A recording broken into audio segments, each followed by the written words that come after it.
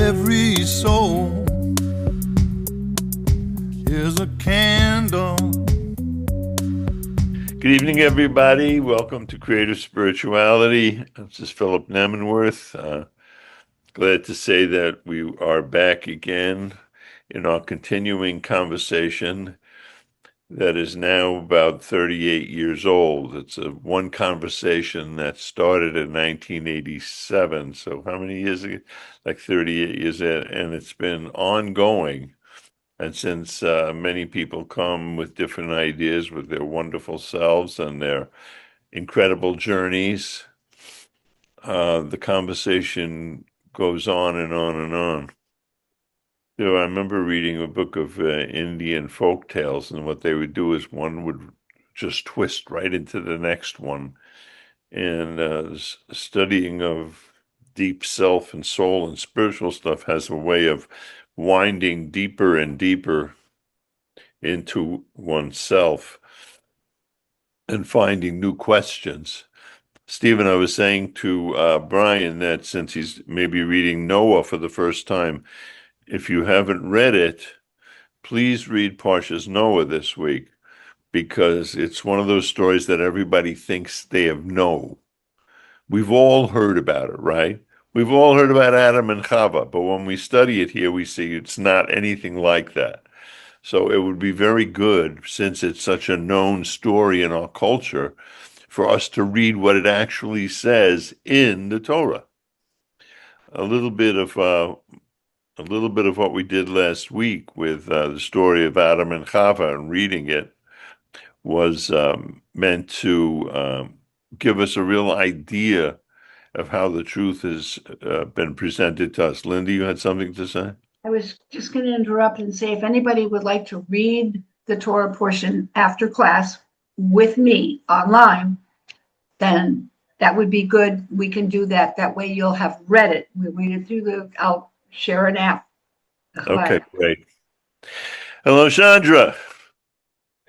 We got the original crew here. It's like the band gets back together again every week, right? You don't play for a while together, and then you give a little concert where everybody plays their internal music in a different way.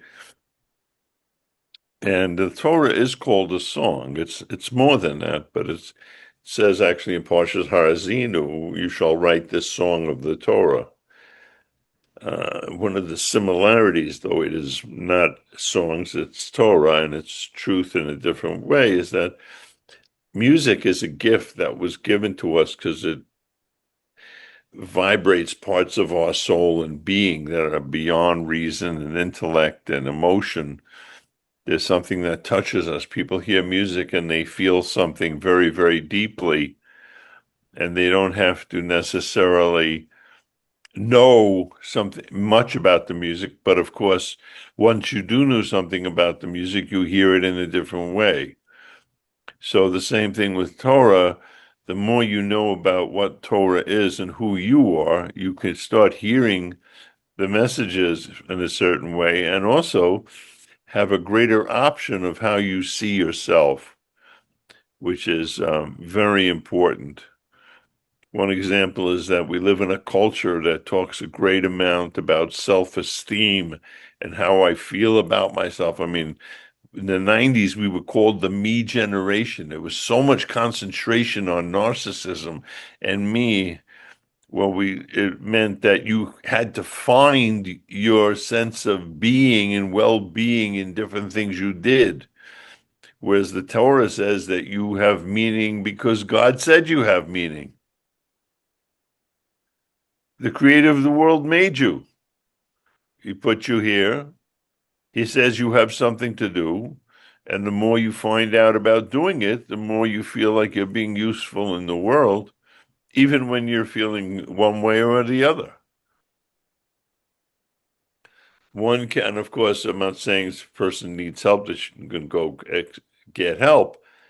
But a lot of times we get caught up in things that wind up to be negative loops in our head about, am I worth it? Am I valuable? Am I this? Am I that? To whom? who have we appointed as the messenger of all, the judge of all that? God said, I'm giving you tools to find out who you are. Let's just see if you're using them well. In other words, I'll buy you the store, but you run it. And on Rosh Hashanah, you'll tell me how well you did on the end of the year, okay? Did you do Torah and mitzvahs? Did you help other people? Where did you get lost? Not everybody's going to get lost. Everybody's going to get in trouble with something or other. But how quickly did you find your way out? Did you know that there are tools? Where were you able to make a change? It's interesting because Parshat Noach, where the whole world is flooded, was the result of people not feeling like they could or wanted to make any kind of change at all. Now imagine if every day you woke up and you had someone left at your door enough money for the entire day and wherever you wanted to do, and you lived to be 900 years old. There's not a lot of impetus for you to go out and figure certain things out, right? It's just there. Even though the person who left there or whatever said, please treat people in a certain way, realize that there's a creator, live in a certain way, but you've already got the rewards.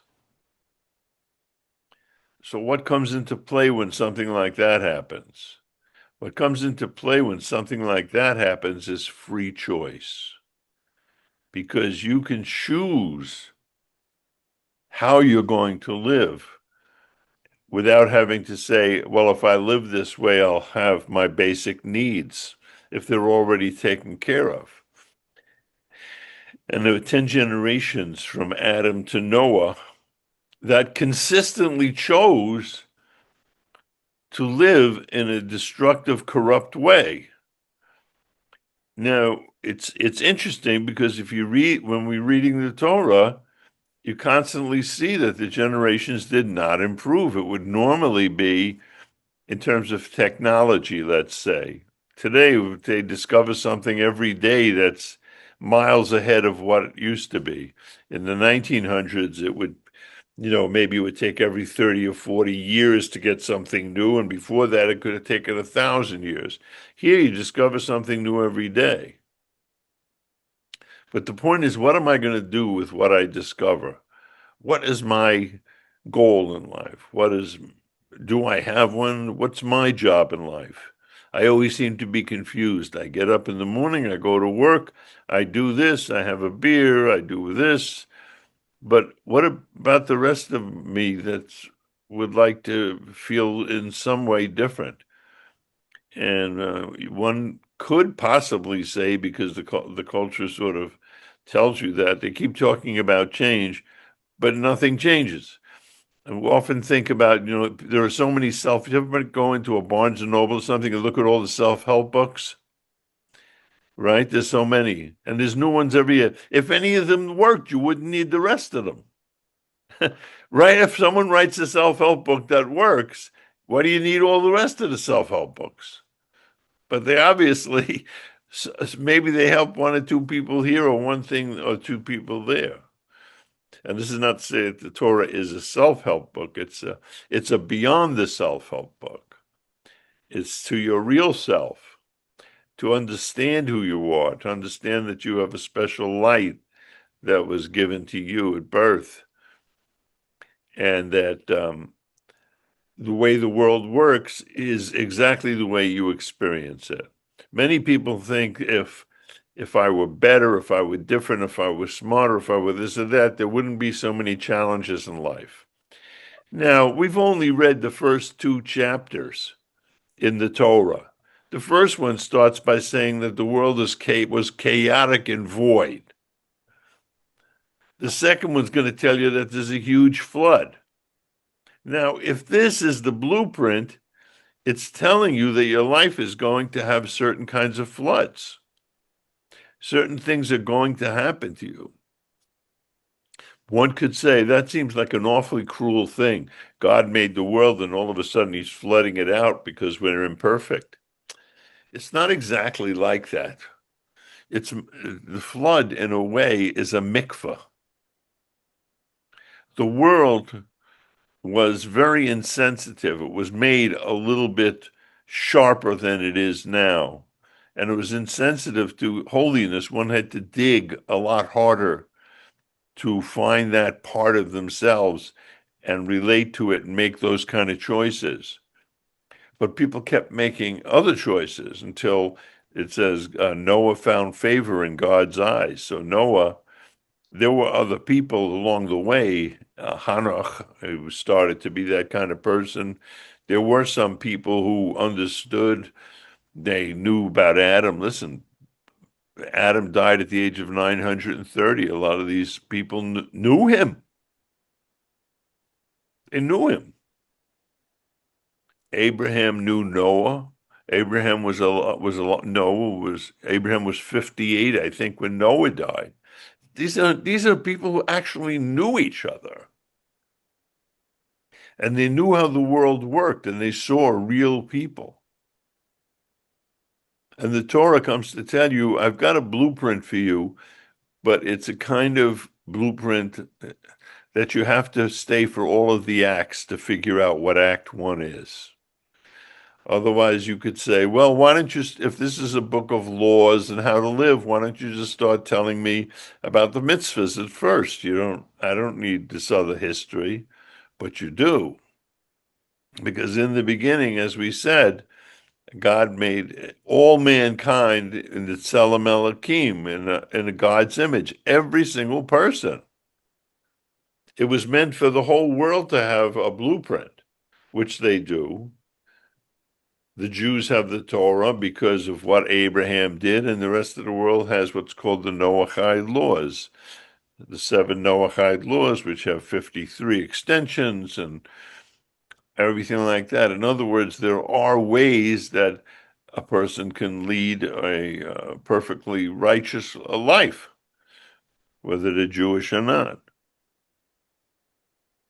But it may not be something that you inherited at home. No one may have known about it. Maybe you didn't live in a community that was at it, or maybe you lived in a place where people said one thing and it didn't look like they were doing the same thing. We see that a lot. A lot of people grow up and they say, "Well, when I went to synagogue, when I went to my church, or wherever I went, I don't know. It didn't seem like people were living a different way," and that's a challenge. First of all, we don't know what people have gone through. When I grew up, I was dealing with people who just come from the Holocaust. There's no way for me to know who they were or what they were at the young age that I was. But Hashem is telling you there are going to be floods in your life. Things are going to feel overwhelming at times. All of those things that happen are signals and gifts to us to tell us that you need to dig deeper to grow further, because it's very easy to just vegetate, to sit around and just be who you are, and you'll keep the status quo. In fact, one of the great attributes of the Yetzer Hara, which we have from youth, which it says in this week's Parshat, man's nature is evil from birth, which means that we're born with the Yetzer Hara. Doesn't mean you're evil. The world's identification of evil is not just people who kill other people. That's the way we interact with reality on a daily basis. We have a lot of things, me, that a baby needs, feed me, give me. But at a certain age, it's how do I live with other people and create a home for God in this world, whatever that means. It's hard enough to create a home for myself where I feel like coming home, where I want to have family, when I want to have friends over. But each journey that we take is going to come up against a wall of something or other, and we're going to feel flooded. And it's interesting. God tells Noah to build a teva, which is an ark. Now, there are many words for boat. The Torah chooses the word teva because teva also means words. When a person is in the floods of their life, it says, go boil teva, go into the words of Torah and mitzvah. Drench yourself, absorb yourself. Not just so it's something you do for 10 minutes on one day and nothing the next. Make it part of your life. That will change the way you see. You could take a funny example about the people who are announcers in sports, right, David? They know every aspect. They know the batting average. They know how many passes the person threw. They know that there's problems with penalties. What happened to the judge? What happened to the contract? They're absorbed in their world. And so when they tell it to you, you see a big picture. We are not so absorbed in our world. It's not our fault because we have to spend about 95% of our time, especially in these economic times, just getting through the day. But Hashem does give us the moments, the prayer, and Torah, and there used to be an ad. What was it? The Amex card. Don't leave home without it. I remember when the Walkman came out. I never left home without it. If I was in the bank, I was studying Torah. I had the Walkman on. In fact, that's how I listened to thousands of classes by Rabbi Jacobson. I just listened to them in the street. I listened to them in the subway. I just always had it. So unless you have something specific to do, of course you have to keep at it. But once one gets used to saying, well, let me trust that there's something in here because the Torah claims that of its 54 chapters, approximately, every week is different and addresses a different part of your psychology, your philosophy, your emotional state, everything. They're all one thing. There's not religion and then philosophy and then psychology and then psychology. It's all entwined in the same way that things have many layers at the same time. We know that things have subatomic particles, right? There's still wood. It was a tree. Someone cut it down and shaped it into a table. It still has a tree part. It still has a table part. A chemist will say now, it's mostly carbon. And if you burn it, you're going to hear the crackling of the carbon things. And then a nuclear physicist will come into your house and look at the table and said, oh, you just sneezed. Something inside the table changed. You go, what are you talking about? So there is many levels at all times. So it's possible for us to know ourselves on one level. So part of the work that we do here, hopefully, is just say, let me look at where I am. I don't have to change anything yet. Let me see. We talk about the seven candles, the seven emotional types. Which one am I closest to? Just to get a sense of who I am, because it's not accidental. You were given your proclivities because you need those proclivities to do your life. So just knowing that can change things. Say someone says, you know what, I'm a little stubborn. You're going to tell everybody you're stubborn? Well, don't be stubborn. In fact, the Jewish people, what are they called? Stiff-necked. Am kashei oref. But it could go both ways. You can be stubborn in that you don't change from your bottom line, or you can be stubborn in saying everything is about me and I'm just watching everything else and that's how I do it. But the stubbornness itself is neutral. In fact, one of the real differences between Judaism, perhaps, and some of the Eastern religions is in the topic of desire. In Judaism, desire is a normal thing. It's a taiva, but you want to channel it towards something good. In some of the other religions, they want to kill the whole concept of desire at all.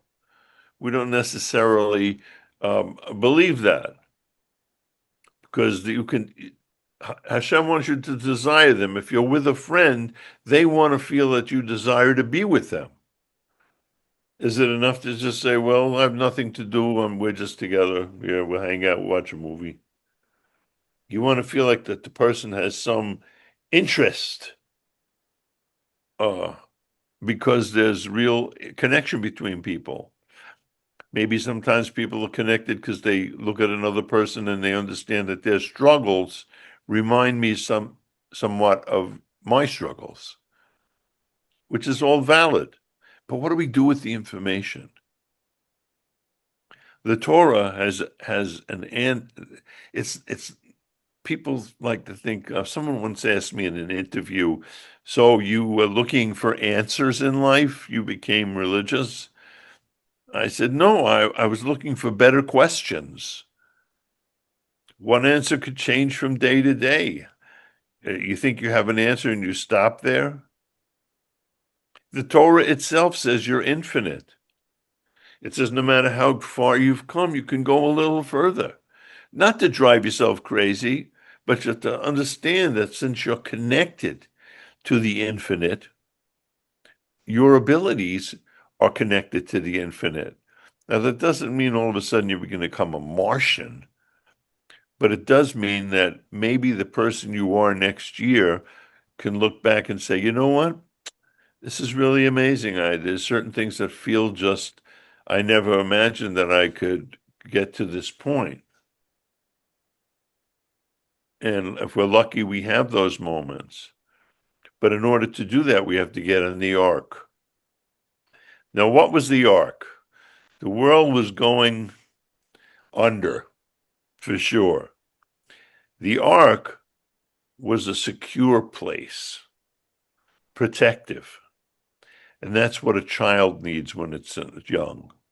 You have to give the child a protective ark against the distractions and the corruptions of the world. That's why you don't let them watch certain things. You keep them out of certain situations because there's no way for them to handle the situation. We see what happened when people are very young and they have to absorb trauma. There's no way to absorb that trauma. It takes years. But the Torah says, come into the teva. Study me. Find some part of these stories. Ask someone why. Here's the question you have to ask that my teacher always taught me. Judaism and each of us has to be able to answer the question, who cares? All right, you got a guy named Noah. He lived thousands of years ago. A guy named Abraham, Rivka, or Sarah, or Rachel. Who cares? What does it mean to me? And of course, if we struggle and can't find any meaning, then there's a problem. But if we could say, I understand something about that person, the Torah is showing me a blueprint of how we all operate. And you'll notice that everybody in the Torah makes some sort of little mistake or something. There's nobody perfect in the Torah, though there are certain people we say never sinned. But you take someone like Noah, and it says Noah was Ish Sadak Bedorasov. He was a righteous man in his generations. So right away, Rashi says, well, that could mean two things. It could mean that if he was around more righteous people, he would either be more righteous or he'd be less righteous, because you'd see he wasn't so good. But the idea that the Torah is saying that you can use that either way.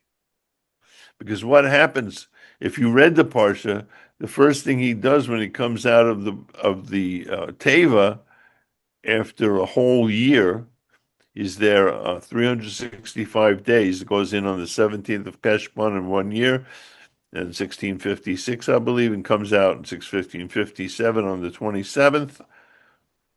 And the first thing he does is plant a vine. Some people say he was trying to complete what Adam completed when he ate from the tree, or trying to fix it. He was in no condition. But here's another question. How long did it take for him to build the ark? Jennifer knows this. 120 years. 120 years. 20 years before his before the flood, God was telling everybody, and then 100 years. How many people were in the ark? Was there anybody in the ark that wasn't his family? Nope. Nobody. So on some level, it's deduced that he felt that people were so far gone that there was nothing he could do for them. This was a failure of character in some ways. And the Torah, what the Torah is showing you is not that we should be mad at him, but it's showing you how people are. But now what happens with Abraham? God tells Abraham he's going to destroy Sodom and Gomorrah, and they really deserve some punishment for the way they were. But what does Abraham do? He says, wait, maybe there's some righteous people there. People can change. Yes.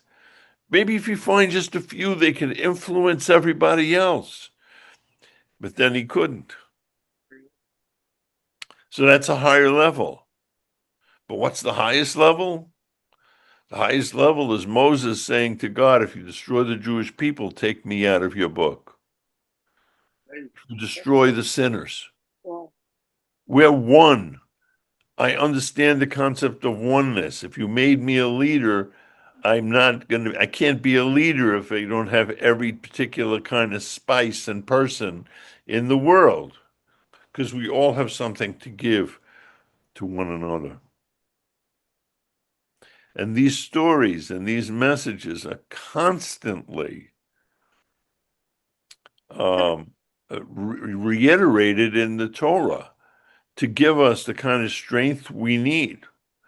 Now, say a person has lost a job, then they have the flood of, I need to make money, I need to find a new job. And it's actually showing up in the culture now. We live in a culture that's very much can make people feel dependent, by giving everybody everything they need without them asking them to work. You can turn people into dependent people. Hashem wants us to depend on him for everything, and yet he wants us to get up in the morning and go to work. The Lubavitch Rebbe, who was very different from many of the European Rebbes, said, listen, I'm here for everything you need, but you are the ones who have to do work. I'll help you in the end, but don't come for, you can ask my advice, but you go out and build a Chabad house. You figure out the problems. People would say that, he's got 250,000 or 1 million followers or whatever, and he would say, no, they're not followers, they're leaders. The Torah is not trying to brainwash you into being a stereotype or a follower. It's trying to say within these parameters, you can be as expansive with the gifts that you were given, with the talents that you have, that you can get into a mikvah and help change, that you can soften your sensitivity towards things you may not have been sensitive to before because you didn't know about it. They give an example of someone saying, they think they're very poor. And someone comes by one day and says, you know what? There's a whole gold mine under your house. They thought they were very poor, but the whole time they were living with riches until this person came and told them. The Torah is telling you you're full of mitzvahs and Torah and riches, psychological, emotional, human. You're able to make changes in the world. The Torah is letting you know. Now, if you compare that to what you think you told yourself or constantly tell yourself, you might be surprised that you've been telling yourself the opposite. Oh, I'll never do this. I can never do that. And the way we judge ourselves, we should never think that heaven judges us the way we judge each other. This is why in the holidays that just passed, where we have Day of Judgment, so to speak, and Yom Kippur, which is the Day of Atonement, we think God's going to punish us the way we'd punish a friend or something. If someone mistreat you a couple of times, you never speak to him again. We do some of errors every day, and God says, do tshuva. This incredible thing called tshuva. What is tshuva? Tshuva is the missing link that Moses really brought down to the earth in Parshas Kitisa after the Jews made the golden calf. They basically spit in God's face, chas v'shalom. They made an idol, and they thought they could never come back. But the purpose of having that event in the Torah, because the Torah is purposeful, everything in the Torah is purposeful. It's put there because it wants you to know something, to tell you that no matter how far you have drifted, you can't say, I can't come back, I can't do tshuva, I can't do something, I'm too far gone. It's not true. When Hashem says to Moses, and the Midrash gives some explanation, I'm going to destroy the people, Moses says, I'm not leaving here until you forgive them. And it says in the Midrash that God says, so to speak, listen, I made fire. You want me to blame me if they stick their hand in fire that they got burned? And Moses says, but no, but you transcend the rules. You have to give us hope that no matter what we do, we'll never be disconnected. And that's what he came up with. And that's what he came down with. He asked God to reveal an inner essence. And that's why on the high holidays we sing Hashem, Hashem, Kel Rachum, V'chanu, the 13 attributes of mercy. It says in that parsha, on the holidays when you want to do tshuva, say these words and I will forgive you. It doesn't say I will think about forgiving you. It says I will forgive you. In Shemona Esrei every day, where it says Harotze b'shuva, Hamarbel Isloach, who forgives us abundantly, not who might forgive. It says he forgives us.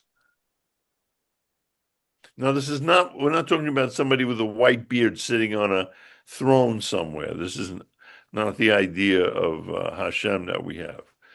We'll talk about that over the years, what it means that there is something greater than us, something that we know beyond knowing, that it is possible to know deeply, that it is possible to sit still and actually hear yourself. In First Kings, when Elijah is running away from Achav, says first he thunder and lightning and an earthquake and fire, and he couldn't find Hashem in that, and then he heard a kol d'mamadaka, a still small voice. Inside you is a kol d'mamadaka, a voice that is very quiet. If you learn to listen to it, and that's your soul talking to you, that's the hum of your melody. And all of the things in the Torah are meant to help us become sensitive to that and also to other people. You meet people sometimes say, no, I have to be honest. I have to say what's on my mind all the time. That kind of sounds like almost like a good thing, right? No, it's not a good thing. It could be a good thing in a situation where two people really are having a deep talk. But what if you're going to hurt someone's feelings just because you have to say what's on your mind? You can cover it up by saying, I'm being honest. No, you have no self-control. Because maybe you have to say something, but maybe that's not the way to say it. Maybe that's not the time to say it. Maybe that's not the person to say it to. But our own emotions get heated. When your emotions get heated, the mouth starts yapping. We all do it. We go, uh-oh, sorry I said that. The problem is not that people are going to make mistakes and go off the path here and there, even when we've decided what we need to do. The thing is to be able to judge if we're making a wrong turn and to get back as quickly as possible. As one of the Rebbes said, a person doesn't get lost in the midst of the forest unless he first steps off the road. But if he goes a few paces and comes back, that's more like what life is like. I'm heading here, but then I go there and it's wrong, I go back. But we can talk ourselves into anything. But who is it that's talking us into anything? It's part of that is still the Yetzer Hara. And it really gets difficult because Rabbi Elchanan Wasserman said, real choice means that there's two things you could do, and you could give 50 good reasons for each one. And that was given to you. It's called Bechira. A moment of free choice has been waiting for you from the beginning of creation, for you to dig deeper and to see what the real choice for you is. But even then, if you make a mistake, pull back quickly. It's not like, oh, I started on this, I might as well I'll do it tomorrow. No, stop what you're doing if you can and make the correction. We spoke about automatic pilot constantly telling the plane, you're a little too high, you're banking too high, get back in the center. And that's what we see from other people around us. We see people who are centered, or we'll say, oh, gee, I wish I could be doing what that person's doing because I need that trait. It's a good trait. Well, look, you may not have that one, but you may have one that you can strengthen. Each one of us has many parts, and they don't always overlap with what everybody else does. So the previous Rebbe, the Rebbe Rayatz, he in one of his books on education, he says, when someone comes to me with a question or comes to me to ask for help, I act like I'm a clockmaker. What does that mean? He says, well, first I open the case and I look at the clock. I look at the watch and I say, oh, this part's broken. This part's working well. This part could work better. This part needs to be fixed. And then I decide where to start. In other words, we always want to face the broken thing about us first, right away, right? But that could take a long time. And meanwhile, your doctor is saying, well, stop smoking. You can't do it. Or you have to change the diet, or you need to exercise, or you need more sleep. Those are things to strengthen. Strengthen the good parts of us. That often can make the difficult parts easier to handle because you feel better about yourself. And some people, it's easy to think that if I can't make a big change, why should I bother at all? The truth is, the concept of change is tremendously difficult. Rabbi Twersky says a person really can't change without God's help, anything. So if you can make it so that you get up every morning and say Modeh Ani, that's a big change. You think, well, it's nothing. I just get up and say that line. Someone once come to me and said, I need to study a lot. I said, well, look, I don't know how much you can study, but try this. Before you go to bed every night, read one line of Midrash. Oh, no, that's too easy. I said, do me a favor. Try it for a couple of weeks, see what happens. I see the person later. He said, I did it for 2 days and I couldn't do it. Because it's the change, the idea that I'm going to be consistent. Consistency is important. Just like when you raise children, they want to know you're there, whether you're angry with them or not. And if you can't be there, but consistency, you want to know you can count on yourself. So when you get into a problem, you can say, I've solved other things before. I've got people I can talk to. I'm probably going to get past this. I may not know what it is now, but I've been here before. If you've been in the foxholes of life, if you've been through some of the floods of life and you withstood them, as a people, I hate to say it, this whole God bless the hostages. Thank God they're home. Our people have been suffering like this for thousands of years, and each generation draws from the generations before. So let me just say this to everybody. Any little change you make, any mikvah to clarify and to get through the floods of your own life, to concentrate more on something greater or add it into your life, changes the world. When Noah got out of the ark, it was a different world. It was more sensitive to holiness. It was a world that would be able to sustain itself. Any little thing you do has ripples to all of the people that you come in contact all the time, and it makes a huge difference. There's no little stuff. So the story of Noah and the flood is God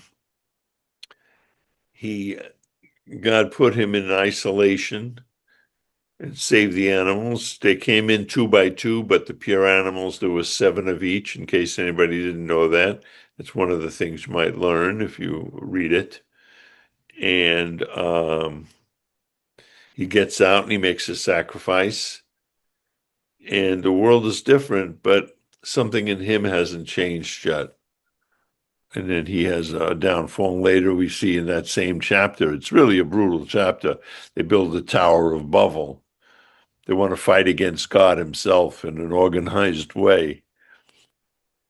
It's interesting, it says Hashem changed their languages. What really means he made them all forget Hebrew. They all forgot, so they had to speak in different languages, and they never learned it again. The only one, Shem, maintained the tradition.